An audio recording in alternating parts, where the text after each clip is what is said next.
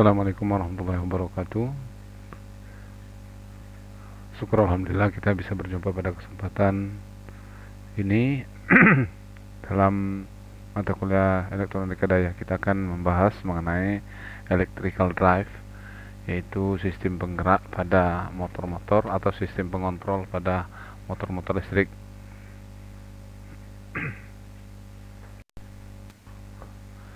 Adapun materi yang akan kita bahas yaitu power electronic system, sedikit mereview, kemudian modern electrical drive system, kemudian power electronic converter in electrical drive, DC and AC drive, kemudian modeling and control of electrical drive. Pertama, power electronic system. What is power electronic? Apa itu power electronic? Sebuah bidang yang daripada teknik elektro atau electric engineering yang membahas mengenai aplikasi daripada perangkat ataupun device semikonduktor daya untuk mengontrol konversi tenaga listrik. Kalau kita ketahui bahwa power electronic converter inputnya adalah atau input source adalah AC, DC, dan unregulated. Jadi sumbernya ada tegangan AC atau tegangan DC. Sebelumnya misalnya kita sudah membahas mengenai DC copper, berarti sumbernya adalah tegangan DC. Kemudian kita konversikan ke tegangan DC yang lain. Kemudian juga ada AC, misalnya rectifier atau punya arah, sumber inputnya itu adalah AC, kemudian dirubah menjadi DC. Kemudian outputnya daripada power elektronik itu bisa DC, juga bisa AC. Kemudian nanti dia akan diaplikasikan ke beban. Pada power elektronik sendiri ada namanya controller. Kenapa? Kalau tidak ada controller, maka output daripada peralatan elektronika daya itu tidak akan seperti yang diinginkan. Nah, maka perlu dikontrol untuk mendapatkan misalnya tegangan keluarannya harus ripple berapa persen, kemudian juga frekuensi daripada inverter harus berapa hertz misalnya, itu dilakukan oleh kontrol mendapatkannya dari referensi. Sehingga power electronic converter itu adalah merupakan jantungnya daripada sistem elektronika daya. Jadi sistem elektronika daya akan diakui atau dinyatakan sebagai sebuah sistem yang benar apabila dia memiliki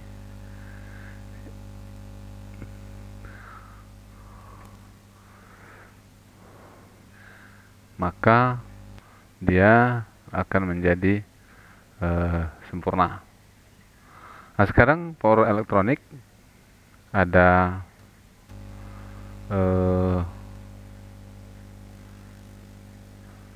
kapasitor,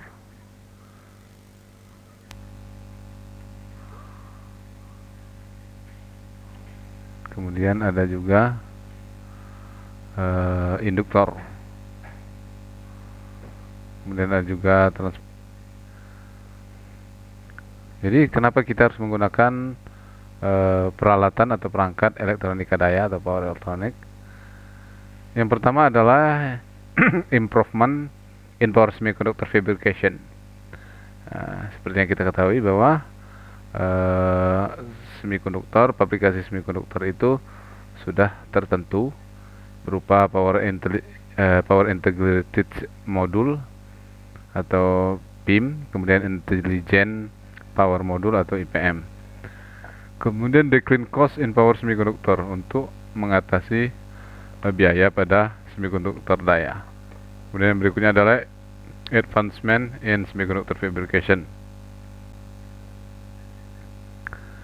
Kemudian some application of power electronic, ada beberapa aplikasi atau penerapan daripada elektronika daya typically used in system requiring efficient control and conversion of electrical energy. Jadi tujuannya adalah mendapatkan kontrol yang efisien, kemudian juga bisa dimanfaatkan dengan mudah oleh peralatan-peralatan yang ada. Misalnya domestic and commercial application, industrial application, telecommunication, transportation, generation, transmission, and distribution of electrical energy. Tentunya rating powernya atau rating dayanya adalah lebih kecil dari 1 watt. Itu sangat kecil.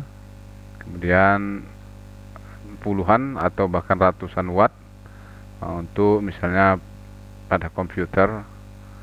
Kemudian juga ada yang ordernya sampai satuan kilowatt sampai megawatt yang berupa drive. Kemudian ada yang sampai ratusan megawatt pada DC Transmission System atau SPDC.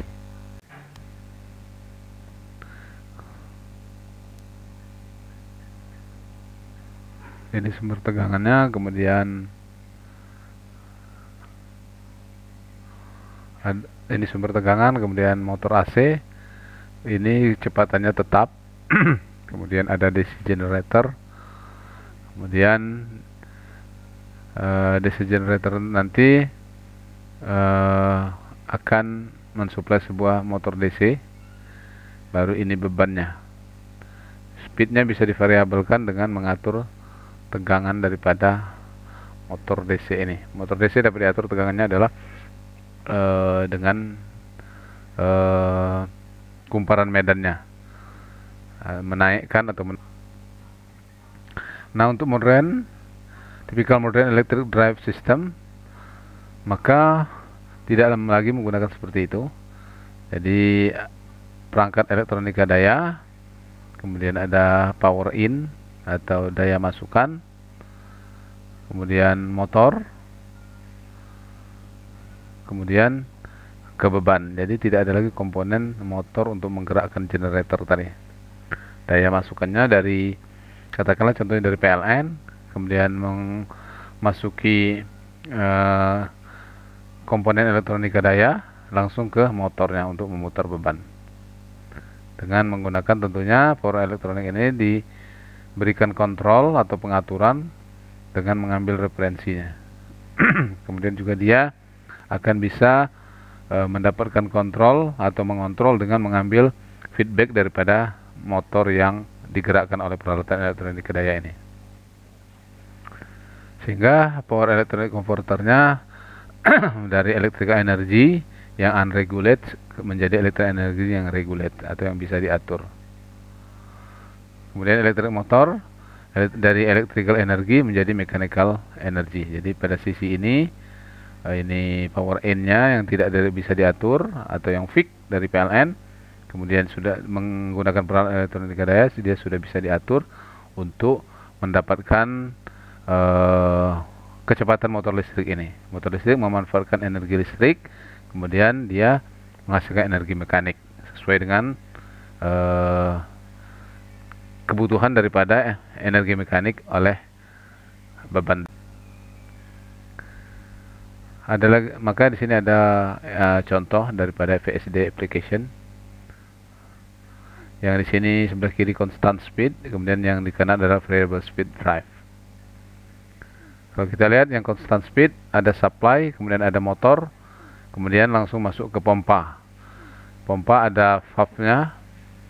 Nah, jadi pompa ini akan terus diputar oleh motor walaupun nanti valve-nya dia tertutup misalnya atau tidak menghasilkan listrik atau menghasilkan keluaran. Caranya ada power in, ada daya yang masuk listrik, kemudian ada power out, kemudian ada power loss. Jadi dalam keran tadi, seandainya keran tidak digunakan tapi motor tetap berputar seperti semula. Nah, yang variable speed drive, maka supply, kemudian power electronic komponen, kemudian masuk ke motor, kemudian masuk ke pump. Jadi pump ini akan diatur oleh motor dengan sesuai dengan kebutuhan. Jadi berapa keran yang air yang harus dialirkan, maka dia akan berputar atau dikontrol oleh peralatan elektronik lain.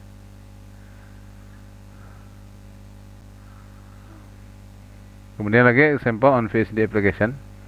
Electric motor consume more than half of electrical energy in the US. Maka dia ada yang fixed speed dan ada variable speed. Kemudian improvement in energy utilization in electrical motor give large impact to the overall energy consumption.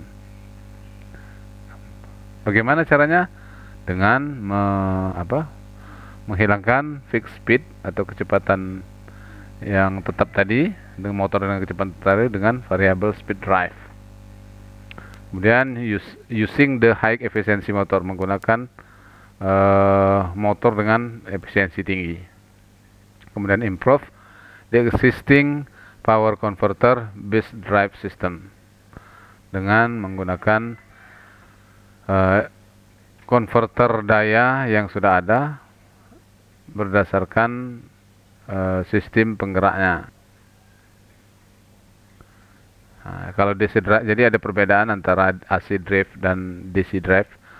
DC drive, electrical drive that use DC motor as the prime mover. Jadi menggunakan motor DC sebagai penggerak kalau DC drive. Kemudian ada regular maintenance, harus kemudian heavy lebih berat ya, kemudian expensive lebih mahal, speed limit, tapi easy control, decouple control of torque and flux. Kalau AC drive, electrical drive, the use of AC motor as the prime mover. Keuntungannya less maintenance atau sedikit maintenance-nya, kemudian lebih ringan, sedikit murah, kemudian high speed atau less expensive, ini artinya tidak mahal ya. Kemudian coupling between torque and flux, variable spatial angle between rotor and stator flux. Kemudian before semiconductor drive itu tahun 1950 ke bawah, maka isi motor for fixed speed application banyak motor dengan kecepatan tetap. Kemudian DC motornya dengan speed application. Ada DC motor untuk mengontrol generator tadi, sehingga generator menghasilkan tegangan yang bisa diatur-atur untuk menghasilkan putaran motor.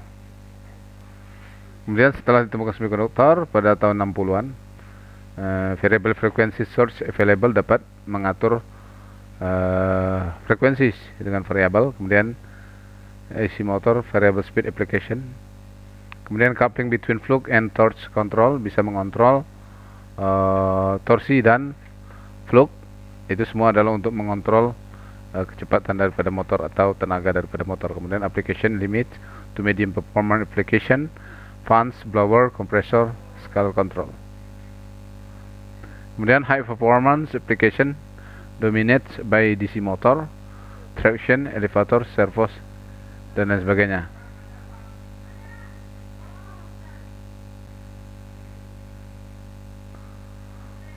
Kemudian after vector control drive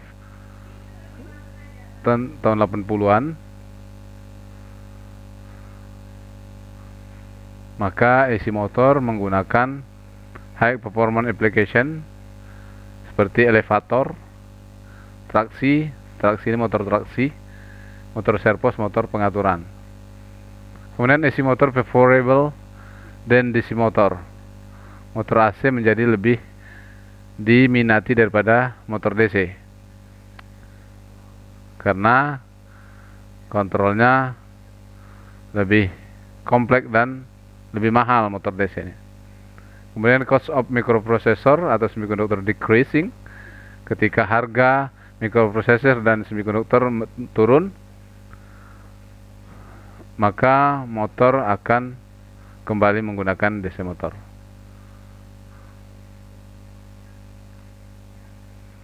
Kemudian after vector control drive, dikemukakan vector control drive tahun 80-an. AC motor use in high performance application. Jadi penggunaan motor AC itu pada bidang-bidang yang high.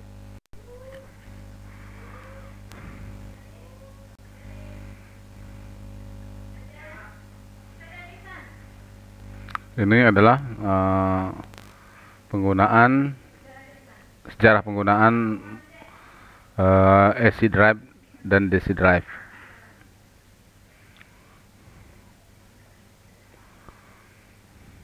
Ini bagian pembagian untuk pengaturan motor. Ada DC drive dan ada AC drive. Dan DC drive terdiri dari dua, AC source dan DC source. Kemudian AC drive terdiri dari AC source dan DC source juga. AC source terdiri dari AC to DC atau rectifier, kemudian AC DC to DC. Jadi rectifier, kemudian copper. Kemudian DC source DC ke AC atau inverter, kemudian rectifier lagi. Kemudian ada yang DC to DC atau DC copper. Kemudian AC source dari AC DC to AC, kemudian AC to AC, kemudian terbagi lagi constant DC dan variable DC. Di sini juga ada NCC dan FCC. Kemudian DC source dari DC to AC dan DC. Kemudian converter for motor drive, configuration of power electronic converter. Jadi konfigurasi dari konverter elektronik daya tergantung pada pertama sumber yang ada atau source available, kemudian type of motor atau tipe motor, kemudian performance atau application atau performan kemampuan daripada alat penggerak motor berupa pengereman dan percepatan atau respon. Kemudian rating juga. Kemudian DC drive bisa sumber AC untuk mengontrol motor DC atau AC to DC. Bisa juga AC ke DC kemudian ke DC lagi. Jadi dari tegangan AC disearahkan, kemudian setelah disearahkan menjadi sumber DC, maka dia akan dikembalikan lagi atau diatur tegangan DC-nya.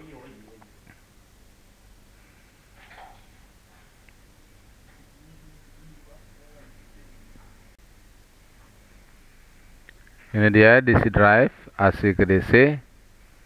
Rangkaiannya seperti ini. Ada penyearahan. Kemudian ini yang untuk satu pasang, ini yang 3 pasang.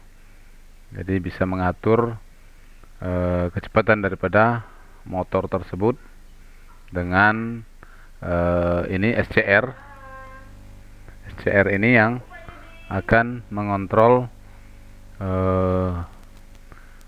tegangan daripada motor DC yang disuplai.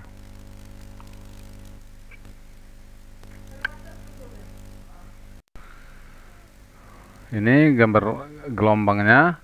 Jadi ketika kita mengatur SCR ini, kita mengatur sudut penyalaan daripada SCR atau gelombang tegangan yang ada.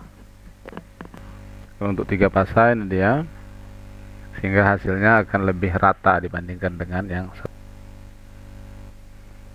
kemudian juga ini gelombang tegangannya setengah fasa atau setengah gelombangnya. Kemudian DC drive ada yang 3 fasa supply menggunakan penyearah 3 fasa untuk mengatur kecepatan motor DC yang berada di kuadran 1 dan kuadran 4. Kemudian ada yang supply disearahkan, 3 fasa disearahkan kemudian ke motor, kemudian juga menggunakan inverter menjadi 3 fasa supply, 3 fasa kembali. Ini bekerja pada kuadran 2 dan kuadran 3.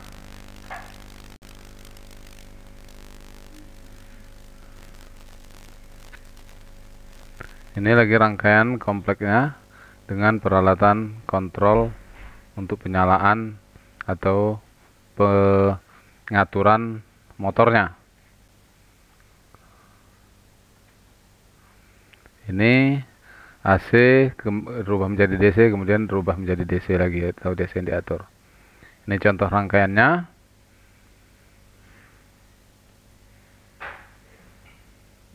Ini yang merubah dari AC menjadi DC. Kemudian ini yang merubah DC menjadi DC kembali.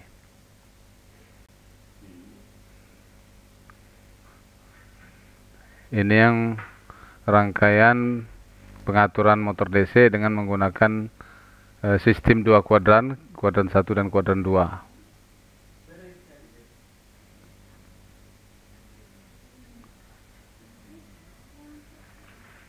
Kemudian pada saat dia T1 konduksi, maka VA itu sama dengan VDC. Jadi V pada motor itu sama dengan VDC. Ketika ini dia mengalir pada yang berwarna merah, VA sama dengan VDC.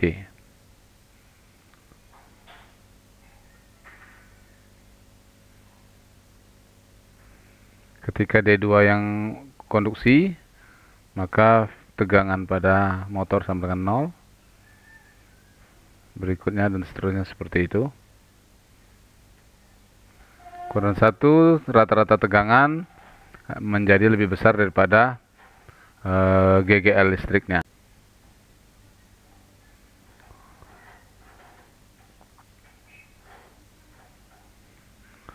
Pada saat D1 konduksi, VA sama dengan VDC lagi, tapi arahnya berbeda. Pada saat T2 konduksi, maka VA itu sama dengan 0. Jadi ada dua keadaan, D2 konduksi dan T2 konduksi.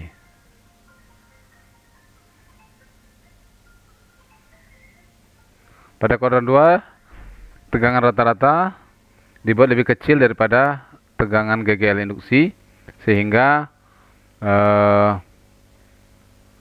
memaksa arus untuk mengalir dengan arah yang DC ke DC, kuadran 2 konverter pada kuadran 2.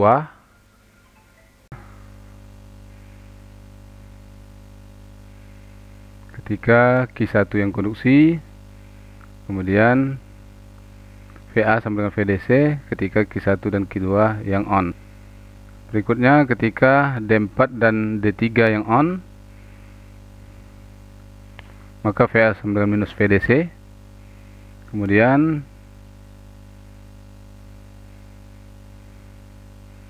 VA sama dengan 0 ketika arus mengalir melalui Q.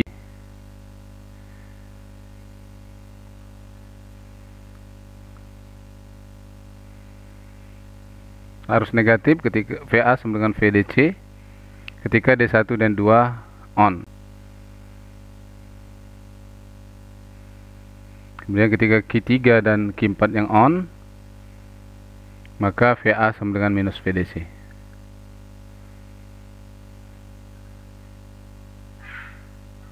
Ketika arus pada dioda freewheel melalui Q dan D, maka akan terjadi perputaran arus atau arus melalui D3 dan motor. Oke, demikian mengenai DC drive. Semoga bermanfaat. Terima kasih atas perhatiannya. Kalau ada pertanyaan silakan di chatting. Terima kasih. Wassalamualaikum warahmatullahi wabarakatuh.